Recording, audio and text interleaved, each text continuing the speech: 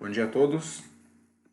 Continuando com o nosso conteúdo, tá? Essa vai ser a última parte da matéria, antes da AP2.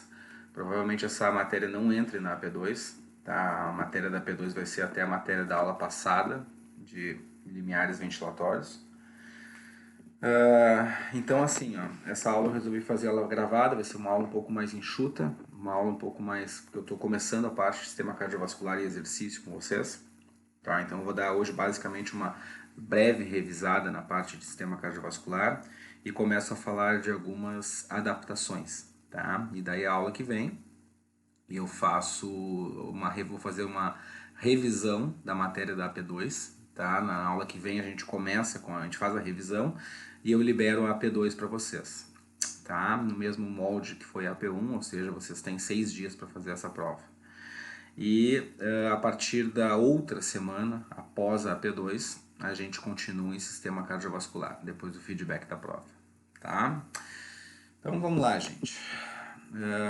Com relação ao sistema cardiovascular, é importante eu dar uma revisada do que eu costumo discutir, explicar na fisiologia 1, ou seja, a fisiologia básica do sistema cardiovascular. Tá?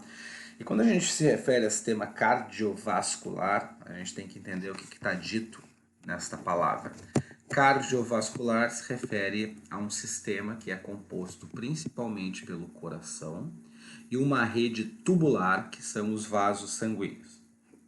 Então, assim, o coração, como a gente viu lá na fisiologia 1, é uma bomba mecânica, ou seja, se vocês olharem aqui para o lado direito da tela, vocês vão ver uma ampla, extensa rede capilar, tá? Uma rede de vasos, que aqui nesta representação está em duas cores, certo? Deixa eu dar uma ampliada aqui para vocês verem. Tem uma olhadinha aqui. Isso está em duas cores por quê? Porque a parte que está representada pelos vasos em vermelho, tá? Todos os vasos que a gente tem em vermelho, como vocês podem ver aqui, representam, na verdade, os vasos arteriais, ou seja, os vasos que são responsáveis por levar o sangue para todos os tecidos. E podem ver que a amplitude do sistema cardiovascular realmente é todos os tecidos, ou seja, em todos os segmentos corporais. É claro que aqui está diminuído, na verdade, a quantidade de vasos sanguíneos muitas e muitas e muitas vezes, porque os vasos sanguíneos, principalmente os de pequeno calibre, os capilares sanguíneos, as vênulas, as arteríolas, que são vasos bem pequenininhos, bem diminutos, que são quase microscópicos, eles basicamente envolvem todos os sistemas, tá? Como uma rede que parece até uma malha, muito mais do que um vaso chegando nos tecidos. E isso, obviamente, não teria como aparecer aqui, mas vocês podem ter uma ideia por essa imagem o quanto os vasos sanguíneos atingem, realmente levam, obviamente, levam e trazem sangue de todos os tecidos do corpo. Isso é necessário pelo considerando o que a gente viu, inclusive, na aula passada, né, quando eu falei de trocas gasosas. Vocês pensem que todos os tecidos corporais precisam de oxigênio e produzem dióxido de carbono que deve ser removido. Consequentemente, os vasos sanguíneos devem chegar a todos os tecidos corporais para levar oxigênio e para remover o dióxido de carbono. Tá? Então, o que acontece? Por que existe essa representação em vermelho e em azul aqui? A representação dos vasos em vermelho representa o sangue que sai do coração, arterializado. O que isso quer dizer? Aquele sangue rico em oxigênio que sai do coração e tem como objetivo levar esse sangue oxigenado para todos os tecidos. E reparem que para cada capilar, para cada vaso de grande calibre em vermelho, eu tenho um correspondente, um equivalente em azul. O que isso quer dizer? Quer dizer que, ao mesmo tempo que existe um vaso levando sangue rico em oxigênio, existe um vaso representado em azul, trazendo este sangue de volta após as trocas gasosas com os tecidos. Ou seja, o vermelho leva o sangue rico em oxigênio, o azul imediatamente coleta após a passagem com os tecidos, e esse sangue então é drenado de volta por esta rede vascular representada em azul, de volta para o coração. Quando o sangue retorna para o coração, ele segue para a circulação pulmonar, que a gente até pode ver se a gente der uma olhadinha aqui, ó. Acompanhe minha mãozinha aqui. Aqui a gente tem o sistema circulatório pulmonar, que está levando o sangue que coletou o dióxido de carbono dos tecidos periféricos para que o dióxido de carbono seja expirado, e em vermelho trazendo o sangue de volta para o coração arterializado ou oxigenado para que ele novamente seja enviado para os tecidos. Tá? Então é por isso que a gente tem sempre essa representação, por isso que a gente sempre tem essa representação em vermelho e em azul dos vasos sanguíneos. Não quer dizer, gente, por favor, que os vasos sejam de fato vermelhos e azuis, tá? Não é isso. É só para representar o vermelho com relação aos vasos arteriais, ou seja, que levam o sangue oxigenado, e os azuis que trazem, né, que são as veias que trazem o sangue rico em dióxido de carbono, para que esse dióxido de carbono seja expirado na respiração pulmonar. Tá? Então, assim, o coração é uma bomba mecânica, por quê? Porque o coração, a cada batimento, impulsiona o sangue pela circulação, né? E esse sangue então vai chegando nos tecidos, empurrando o sangue que está na frente para que ele comece a voltar para o coração. A gente tem em torno de 4,5 litros, 5 litros de sangue, depende do tamanho da pessoa, circulando ao mesmo tempo no sistema cardiovascular, e o coração fica a cada batimento enviando em torno de 50, 70, 80, 100, 120, 150 ml de sangue por batimento, não é? Para manter isso tudo, esses 4,5 litros, 5 litros de sangue girando pelo meu sistema cardiovascular. Tá?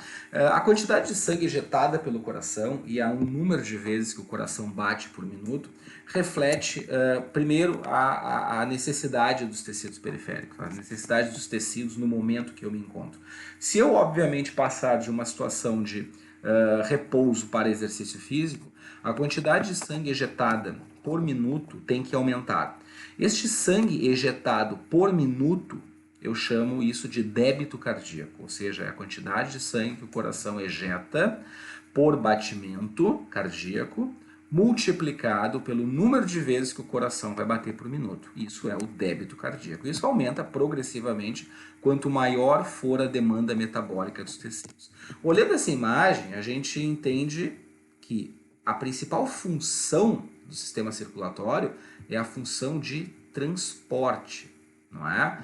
Esta rede de vasos, essa rede tubular, como eu chamei aqui, é uma rede que é responsável por levar oxigênio, nutrientes e remover os produtos metabólicos dos tecidos que não são mais necessários e devem ser eliminados. Então, seja para levar o que o coração, o que os tecidos precisam, seja para remover o que não é necessário, o sistema circulatório serve como esta rede capaz de transportar o que para suprir, digamos assim, então, as demandas dos tecidos, tanto para consumo quanto para descarte. Tá? Então, gente, isso acontece porque nós temos esta bomba mecânica, como eu chamei no slide anterior, chamada coração. Aqui nessa imagem nós temos uma secção longitudinal, um corte longitudinal do coração que nos permite enxergar as suas estruturas, tá? Então o que nós temos aqui? No lado direito de vocês, da tela, no lado direito da tela, nós temos o ventrículo esquerdo, tá? Ou seja, nós pegamos o coração, fizemos um corte longitudinal, abri aqui nessa representação para vocês, para que vocês possam visualizar o ventrículo esquerdo aqui do lado direito da tela de vocês, o ventrículo direito no lado esquerdo da tela de vocês, para que vocês possam ver que há algumas diferenças. Nós também temos o átrio direito e o átrio esquerdo, certo? Reparem que a parede a parede do ventrículo, ela é muito mais espessa no lado esquerdo, no ventrículo esquerdo, do que no ventrículo direito.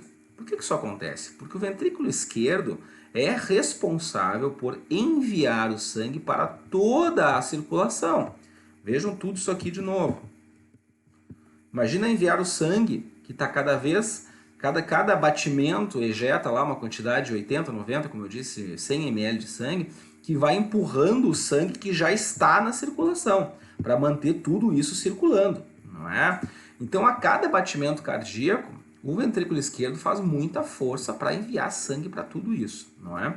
O ventrículo direito, por sua vez, a cada batimento ejeta sangue para a circulação pulmonar, que é a pequena circulação, como se diz comumente nos livros de fisiologia, não é? Que é aquele sangue que vai para ser, então, reoxigenado e para eliminar o dióxido de carbono. Esse sangue ejetado pelo ventrículo direito, e considerando o tamanho da circulação pulmonar, o ventrículo direito faz menos força, pelo menos em condições de saúde, não é? Faz menos força do que o ventrículo esquerdo. É por isso que normalmente a parede do ventrículo direito é menos espessa do que a parede do ventrículo esquerdo. Literalmente a parede do ventrículo esquerdo ela é mais hipertrofiada, ou seja, ela é mais forte mesmo, porque ela precisa vencer uma maior resistência. Claro que em situações patológicas, como por exemplo na hipertensão arterial sistêmica, a parede do ventrículo esquerdo vai ser ainda mais hipertrofiada, porque tem que fazer mais força ainda para vencer a circulação, né, para vencer a resistência ao fluxo sanguíneo que acontece nos indivíduos hipertensos, que é muito maior. Não é? Só que daí essa hipertrofia ela passa a não ser mais uma hipertrofia fisiológica, começa a se tornar uma hipertrofia patológica, ou seja, o que compromete o funcionamento cardíaco. Tá? O que mais que a gente tem de interessante aqui? Por que eu estou mostrando essa figura? Essa figura nos mostra, como eu disse, que o ventrículo esquerdo então tem que fazer força para conseguir ejetar o sangue. O que a gente precisa entender com relação ao exercício físico, que é o que a gente vai ver a partir de agora, tá? Eu preciso entender que esta cavidade cardíaca, não é, que compõe o ventrículo esquerdo, é a parte do meu coração que vai receber o sangue, ou seja, o ventrículo esquerdo se enche de sangue que vem da periferia, né? Na verdade, se enche de sangue que retorna da circulação pulmonar, ou seja, o sangue oxigenado ele desemboca todo aqui no ventrículo esquerdo. Por que isso acontece? Porque a partir do ventrículo esquerdo, esse sangue oxigenado vai ser enviado a partir da artéria pulmonar, da artéria aorta, e vai ser enviado para toda a circulação, toda a circulação que nós vimos lá na imagem, no slide anterior. Então, o que acontece? Eu posso assumir que quanto mais eficiente for o trabalho do meu ventrículo esquerdo, o meu trabalho cardíaco, melhor vai ser a quantidade, digamos assim, melhor não. O termo é mais eficiente vai ser o coração em enviar sangue para a minha circulação sistêmica. E para que isso seja mais eficiente, o ventrículo esquerdo tem que ter uma boa capacidade para receber o sangue, ou seja, quanto maior for o enchimento cardíaco dentro de limites fisiológicos, não patológicos, quanto maior for o enchimento cardíaco e ao mesmo tempo a capacidade contrátil do ventrículo esquerdo, que lembrando é um tecido muscular estriado semelhante ao músculo esquelético, tá? Quanto maior for a capacidade contrátil do coração, mais eficiente vai ser o coração em enviar sangue para a circulação sistêmica. Consequentemente, o trabalho cardíaco como um todo passa a ser mais eficiente. Quando nós formos ver agora as adaptações cardíacas ao treinamento físico, a gente vai ver que em indivíduos treinados, este trabalho cardíaco se torna muito mais eficiente. Tanto por uma adaptação neural, certo? Uma adaptação que envolve o sistema nervoso simpático e parasimpático, na verdade o sistema nervoso periférico, e a ramificação autonômica do sistema nervoso periférico, quanto a própria adaptação do tecido cardíaco, que também se torna mais eficiente com o treinamento físico. Tá? E é por isso que eu estou dando essa introdução aqui para vocês. Bom, vamos pensar na função do músculo, o sistema contrátil cardíaco. O tecido cardíaco ele pode ser autoexcitável, né? Como a gente viu lá na Fisiologia 1, vou dar uma revisada aqui. O que significa? Significa que em torno de 2% das fibras do tecido cardíaco tem a capacidade de gerar o próprio potencial de ação. Ou seja, a própria fibra cardíaca ela consegue gerar o potencial de ação que vai resultar na contração do músculo cardíaco. Quando a gente viu lá o músculo esquelético, o que nós vimos? Que o músculo esquelético, quando nós vamos realizar uma ação, um movimento, um sinal é enviado, não é, pelo meu sistema nervoso central, lá pelo meu córtex motor, através da medula, que vai passar este sinal por um motoneurônio ou um neurônio motor. Esse estímulo vai chegar na forma de um potencial de ação, não é? Através do motoneurônio chegar no músculo em questão, né? O músculo relacionado ao movimento, à reação que eu quero realizar, e isso vai ser capaz então de gerar um potencial de ação no músculo esquelético que vai se contrair. Pois bem, isso eu faço de forma voluntária pelo meu sistema nervoso somático, não é? Quando eu falo de músculo esquelético. Quando eu falo de músculo cardíaco, eu não tenho consciência sobre a contração do músculo cardíaco. Eu não decido aumentar ou reduzir a minha frequência cardíaca, por exemplo. Quem controla a frequência, o funcionamento cardíaco, justamente é o sistema nervoso autônomo, tá? Então, o que acontece? Isso parte desde um controle do sistema nervoso, quanto do próprio músculo cardíaco, que também tem a capacidade de autoexcitação, ou seja, de se estimular para que gere o potencial de ação e, consequentemente, a contração do músculo cardíaco. Tá? Então, o músculo ele se contrai como uma única unidade, ou seja, quando é gerado um potencial de ação no músculo cardíaco, ele automaticamente se contrai como um todo, não inteiramente ao mesmo tempo. Né? Lembrando que a contração do músculo cardíaco ela acontece em duas fases, ou seja, ela começa na parte superior, nos átrios, que se contraem primeiro, e esse estímulo, essa excitação vai passando dos átrios para os ventrículos, pelo septo interventricular, e se espalha por todos os dois ventrículos. Então, eu tenho primeiro a contração dos átrios, seguida pela contração dos ventrículos. Não é? Então, assim, a partir do momento que se inicia um potencial de ação lá nos átrios, isso vai passar pelos ventrículos e o coração vai se contrair como um todo nesta forma bifásica, digamos assim. Ou seja, a contração começa nos átrios e vai até os ventrículos. Então, a contração muscular ela é igual ao do músculo esquelético, por quê? Porque depende também de um potencial de ação, depende do cálcio para que ocorra a interação actina-miosina, existe a necessidade da ligação com a troponina do cálcio, existe uma mudança conformacional que vai gerar então a interação actina-miosina para que ocorra então através das pontes cruzadas dos sarcômeros, de forma muito semelhante ao músculo esquelético, existe então o processo de contração da fibra muscular cardíaca como um todo, aliás, das fibras musculares cardíacas, ou seja, as fibras que compõem, as células que compõem o coração, esse processo de contração acaba acontecendo como um todo. Não é? Se eu começo o potencial de ação lá em cima nos átrios, ele vai chegar a todas as células cardíacas, ou seja, o coração se contrai como um todo. Então, o sistema de excitação do tecido cardíaco, ele vai acontecer neste sentido, não é? Só, mais uma vez, gente, eu estou relembrando a Fisiologia 1, tá? Então, assim, quem quiser material sobre Fisiologia 1, pode me pedir que eu também tenho livros de Fisiologia em PDF para passar para vocês, tá? Então, assim, acompanhe aqui o meu cursor. Tá? Quando eu disse que as fibras cardíacas têm a capacidade de autoexcitação, eu me refiro especificamente a duas estruturas cardíacas que são capazes de coordenar esta capacidade de autoexcitação. Essas fibras, gente, são chamadas também de fibras marca-passo. Marca-passo por quê? Porque controlam a frequência cardíaca. Isso se chama de controle intrínseco da frequência cardíaca. Intrínseco quer dizer o quê? Que é o controle pelo próprio tecido cardíaco da sua frequência de batimentos, tá? Então, assim, como é que acontece? Só lembrando essa parte de fisiologia básica, tá? Então, assim, o potencial de ação ele começa nessas fibras do nodo ou nó sinoatrial, que passa imediatamente para ambos os átrios, ou seja, quando se inicia um potencial de ação nas fibras do nó sinoatrial, elas se difundem para os átrios direito e esquerdo, tá? Imediatamente esse potencial de ação passa pelo o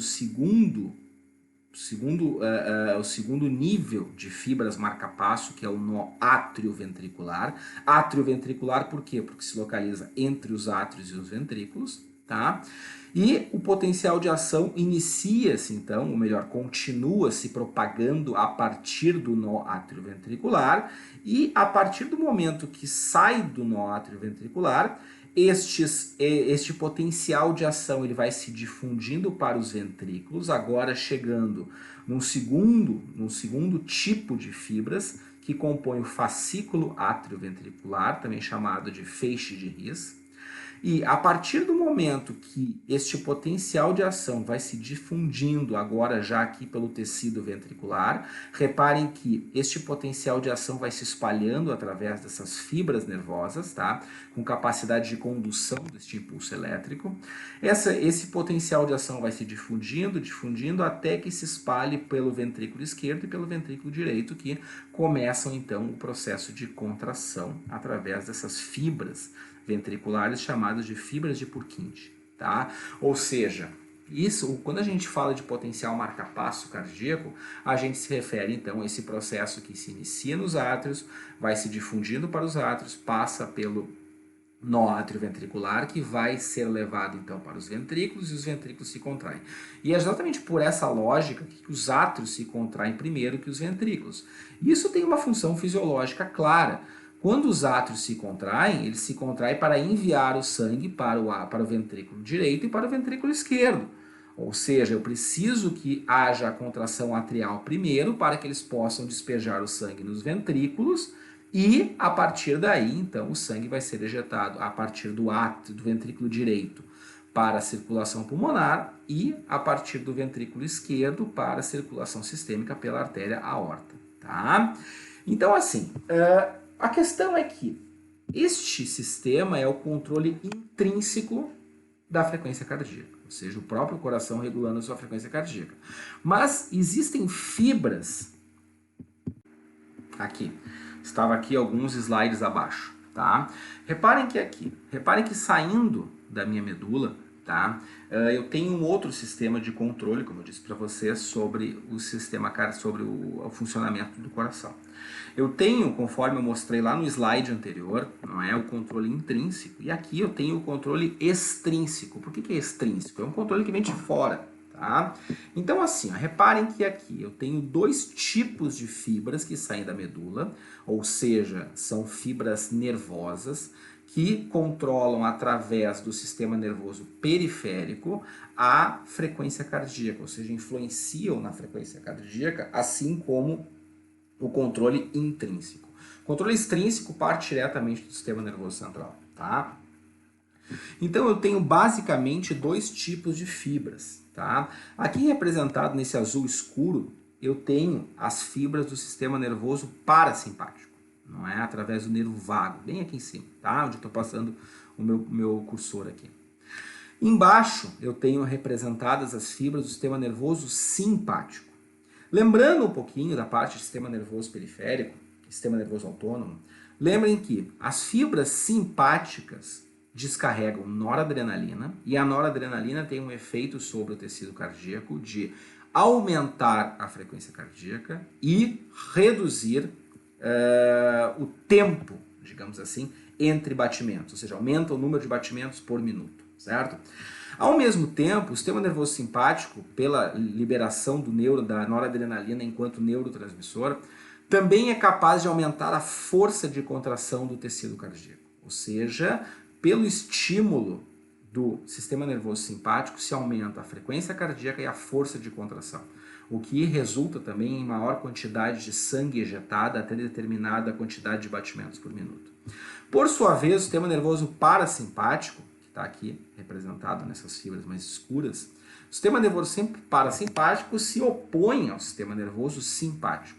O sistema nervoso parasimpático libera aqui o neurotransmissor acetilcolina, e a acetilcolina, reparem que ela está sendo liberada bem no nó sinoatrial e no nó atrioventricular, assim como parte das fibras simpáticas. Para que serve isso? Porque a liberação de acetilcolina pelo sistema nervoso parasimpático resulta no contrário, ou seja, redução da frequência cardíaca e redução da força contrátil.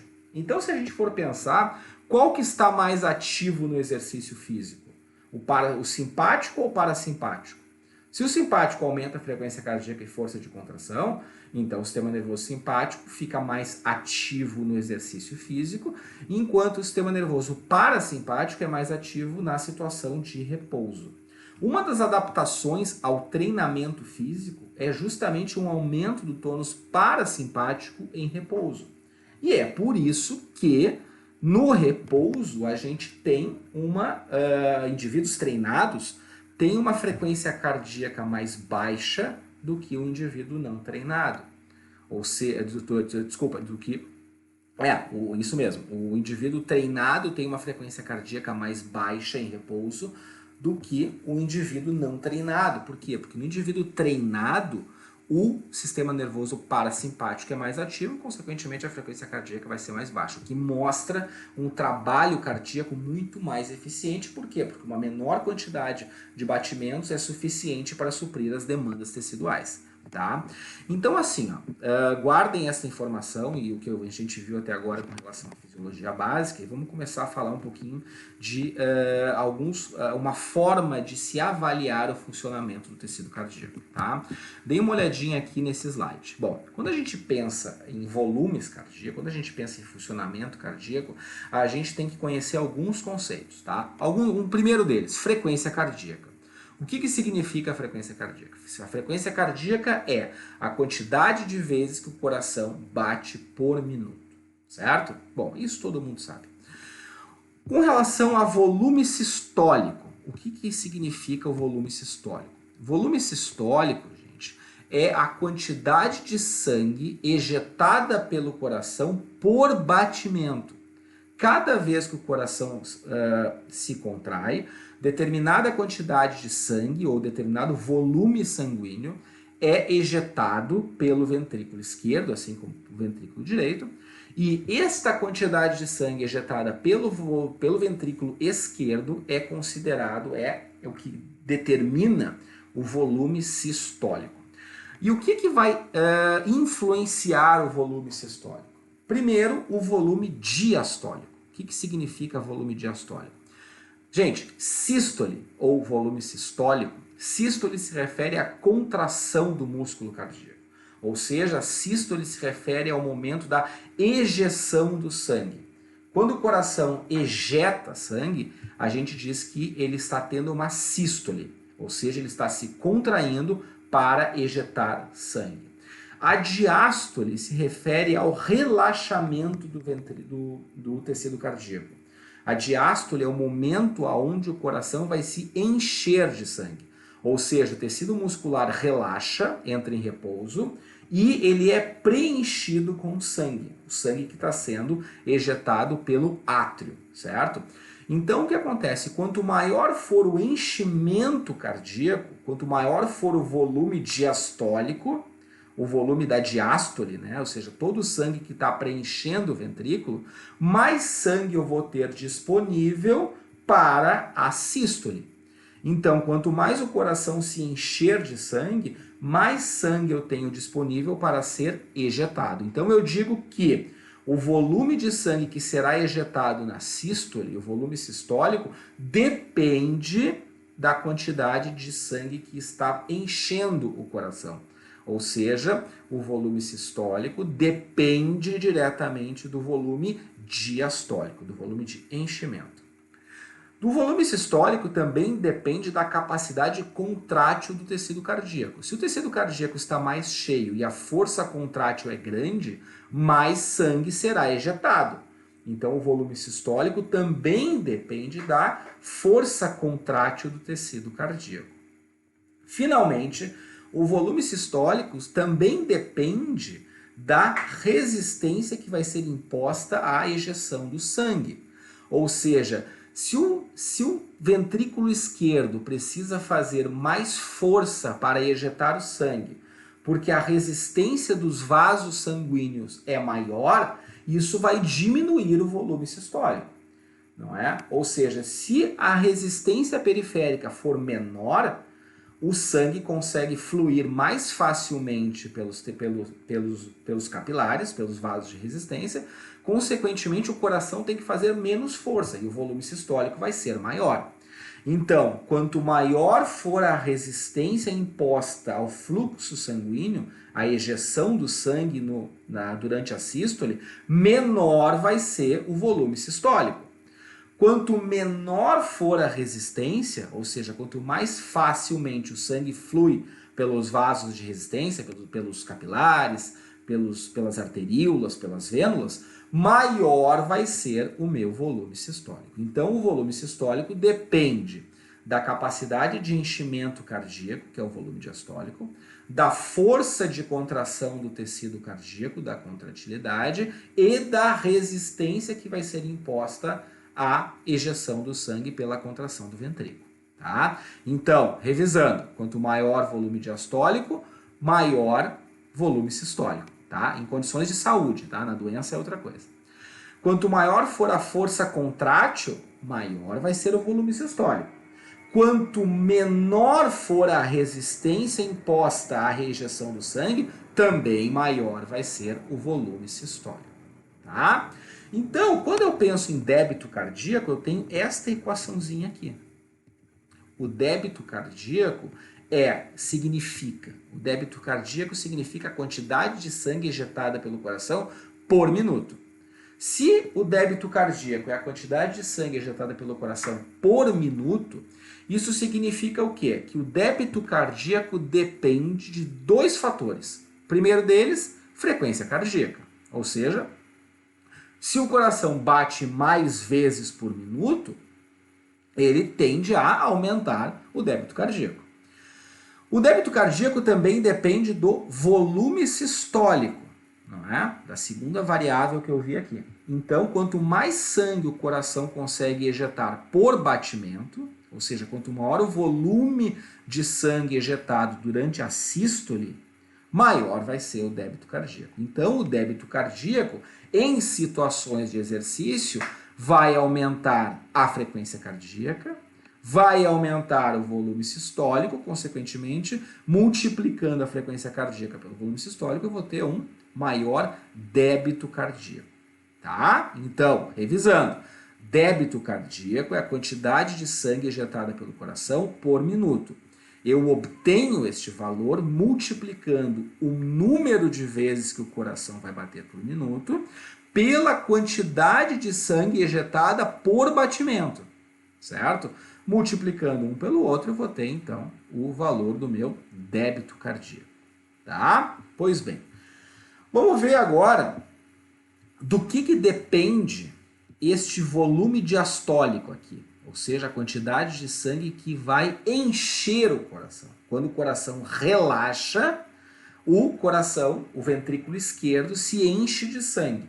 Este enchimento cardíaco é chamado de volume diastólico, tá? Vamos ver agora do que depende o volume diastólico. Bom, se o volume diastólico se refere ao enchimento do ventrículo, então eu assumo que quanto mais relaxadas estiverem as fibras cardíacas no momento em que o coração está quando o ventrículo esquerdo não está se contraindo, ou seja, quando ele relaxa, quanto maior for esse relaxamento, maior vai ser também a complacência do ventrículo. Se a complacência é maior, mais sangue consegue ser ejetado, ou melhor, mais sangue consegue ser enviado para o ventrículo esquerdo. Então, quanto mais relaxado estiverem as fibras cardíacas, maior será a possibilidade de enchimento do ventrículo esquerdo. Se o ventrículo esquerdo se enche mais de sangue por um maior relaxamento das fibras cardíacas, maior vai ser o volume diastólico, ou seja, o volume de sangue durante o relaxamento do ventrículo esquerdo. Tá? O volume diastólico também vai ser influenciado pelo retorno venoso. O que isso quer dizer? Vamos voltar para a imagem que nós vimos lá no início.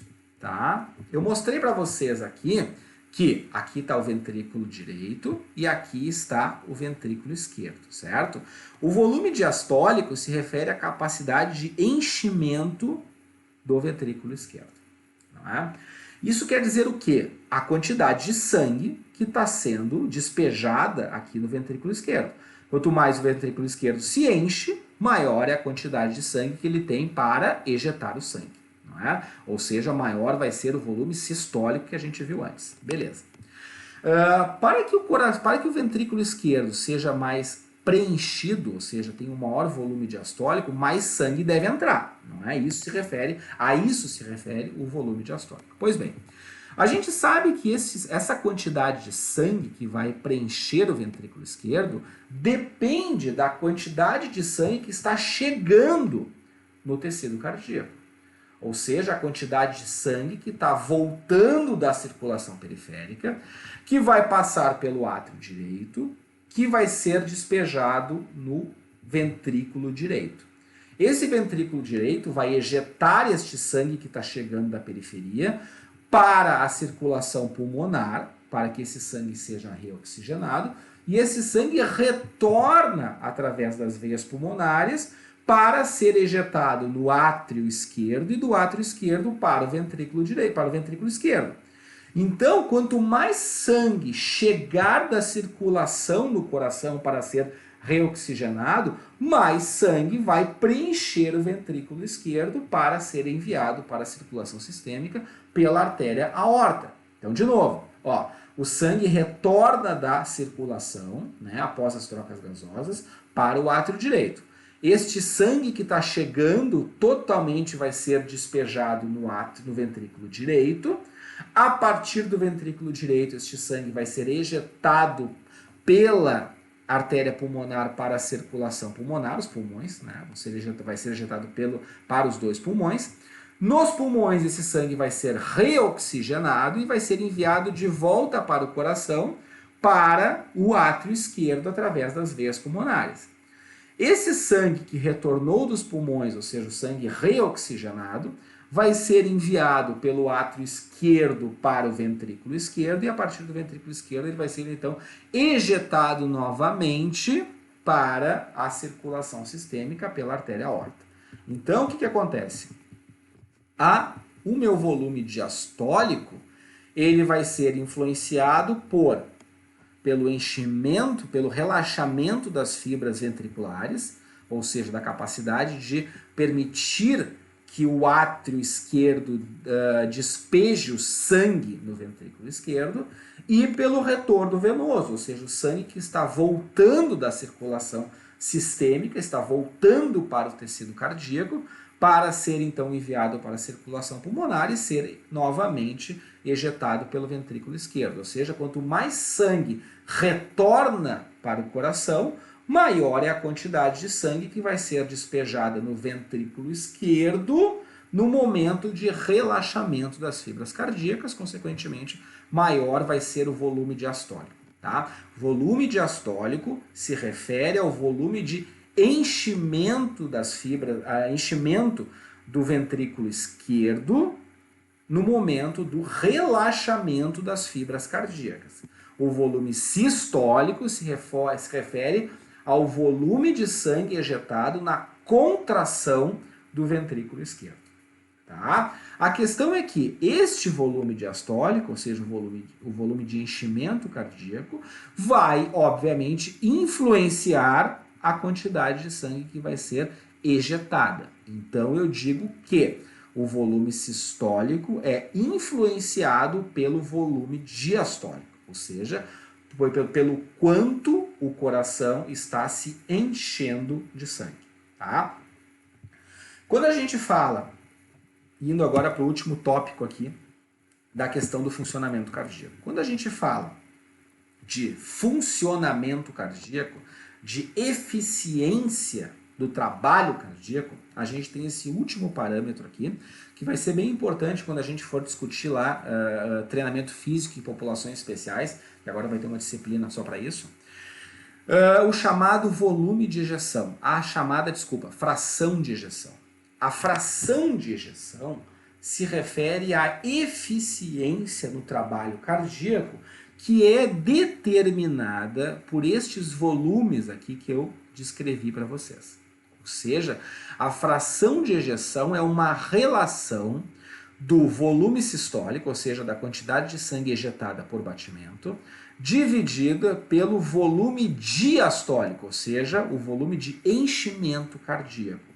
Esta relação vai me dar o quê? O percentual de sangue que está sendo ejetado por batimento. O que isso quer dizer? Quer dizer que a partir de todo o sangue que retorna para o ventrículo esquerdo, que enche o ventrículo esquerdo, quanto deste sangue está sendo ejetado? Por exemplo, se 150 ml de sangue preencherem o ventrículo esquerdo e 100 ml de sangue forem ejetados, eu vou fazer a divisão. 100 dividido por 150 e eu vou ter o percentual de sangue que está sendo ejetado. Isso se chama fração de ejeção. A fração de ejeção é o principal marcador de eficiência do tecido cardíaco. Se alguém tem algum parente que tenha hipertensão, que tenha passado por um infarto, normalmente essa pessoa vai ao cardiologista e é feito um exame ecocardiográfico. O exame ecocardiográfico mede estes volumes cardíacos, ou seja, mede o volume sistólico, mede o volume diastólico, e lá no final, quando vocês tiverem acesso ao laudo do cardiologista, vocês vão ver que em algum momento está escrito fração de ejeção de tantos por cento. Uma pessoa saudável, bem treinada, tem uma fração de ejeção perto de 80%. Quer dizer o quê? Que 80% do sangue que está chegando no coração, que existe lá no ventrículo esquerdo, está sendo ejetado. Isso se refere à eficiência do trabalho cardíaco, certo? Uma pessoa já de mais idade, que já passou por um infarto do miocárdio, teve um comprometimento da função cardíaca, tem uma fração de ejeção mais baixa, geralmente abaixo de 50%. Tem pessoas com fração de ejeção de 25%, 30%, são pessoas que realmente têm dificuldade já até mesmo para exercer as suas atividades de vida diárias, tá? Pois bem, passando desta parte da fisiologia básica, agora a gente entra na fisiologia do exercício físico, tá? Ou seja, primeiramente, como é que aumenta a frequência cardíaca durante o exercício físico? Agora a gente já pode responder essa questão. Antes a gente sabia que durante o exercício físico haveria sim um aumento da frequência cardíaca, não é? Ou seja, a gente sabe que se a gente começa a fazer exercício, a frequência cardíaca aumenta. Todo mundo sabe disso. Agora, como que aumenta essa frequência cardíaca? Bom, agora a gente já consegue responder esta pergunta. Primeiro o que acontece é um aumento da frequência nodal, dos nodos. O que são os nodos? Os nodos são isso aqui que a gente viu agora, que a gente viu antes, aqui. Aqui eu tenho o nodo sinoatrial e aqui eu tenho o nodo atrioventricular. Quando eu aumento a frequência de disparos aqui, significa o quê? Que eu estou aumentando através das minhas fibras marca-passo, eu estou aumentando a quantidade de potenciais de ação, consequentemente, quanto mais potenciais de ação, mais eu vou ter a contração do músculo cardíaco. Mais potenciais de ação, maior frequência nodal, significa o quê? Mais potenciais de ação, que significa maior quantidade de estímulos para a contração do músculo cardíaco, não é? Então, maior frequência nodal significa maior frequência cardíaca. Certo? Pois bem, vamos lá. Então, assim, à medida que aumenta a carga de exercício físico, ou seja, se eu partir do momento zero, não é? Parto do repouso, né? Que eu estou com uma frequência cardíaca ali, então, zero que eu quero dizer com relação ao trabalho físico, né? Eu estou totalmente em repouso. Se eu estiver totalmente em repouso, eu vou ter uma frequência cardíaca em torno de 60 batimentos, 65, 70, não é? Depende, né, de pessoa para pessoa, de acordo com a eficiência do trabalho cardíaco. Então, à medida que aumenta a carga, que eu saio do repouso e começo a realizar exercício físico, a atividade do sistema nervoso simpático também aumenta.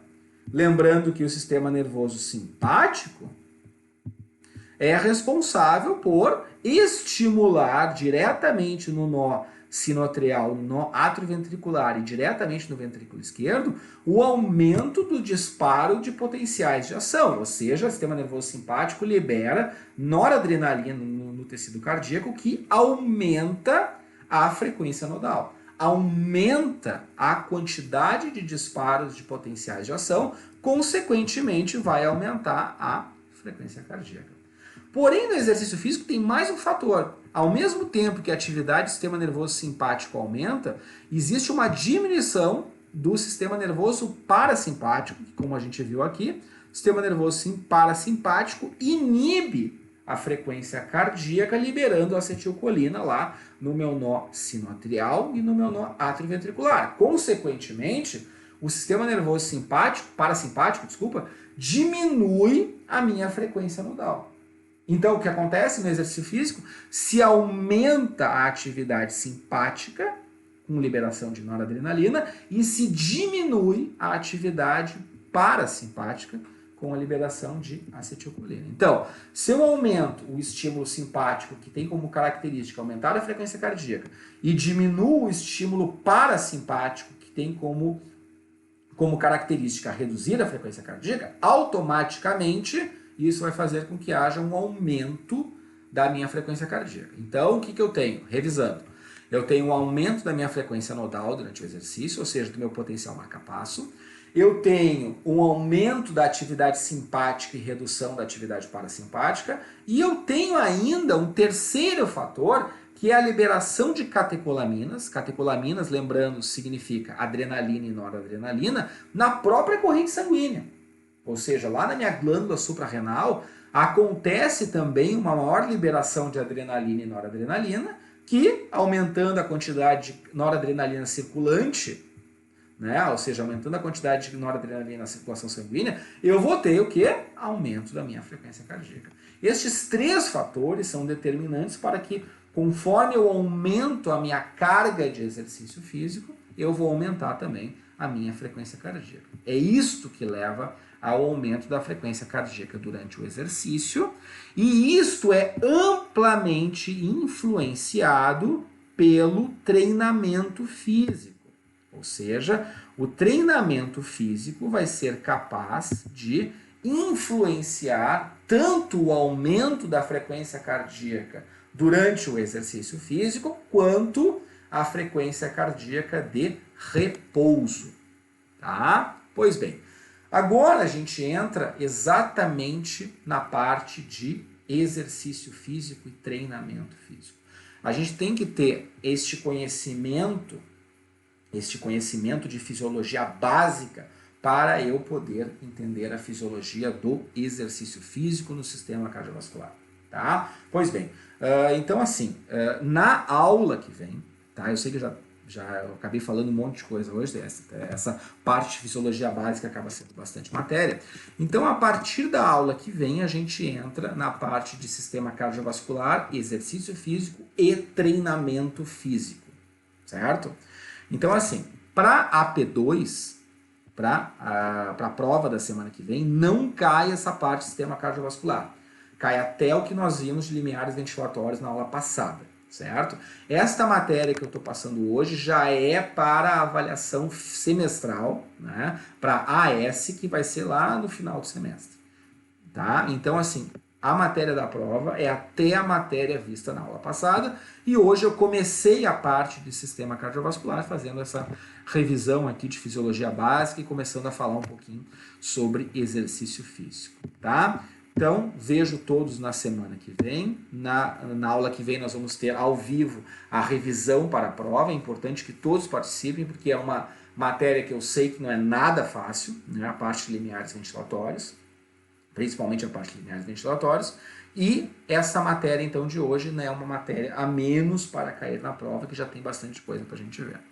Tá? Vejo todos vocês ao vivo semana que vem no Google Meet, tá? Na nossa aula ao vivo no Google Meet. Tá? No mesmo horário de sempre, ou seja, 9h15 mais ou menos nós estamos começando a aula, e depois da aula de revisão eu já libero a prova para vocês, tá bom? Abraços a todos e se cuidem.